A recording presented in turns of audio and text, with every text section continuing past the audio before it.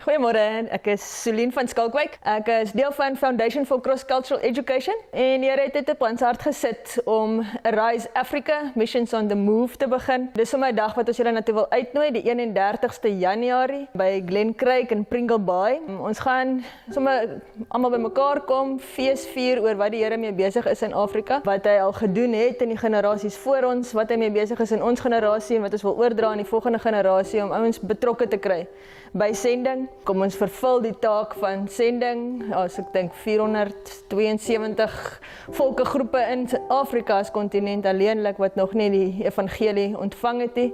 So ons wil net weer mense bymekaar trek en weer oproep om te sê kom ons gaan, kom ons wees betrokke, kom ons deel Jesus in die nasies.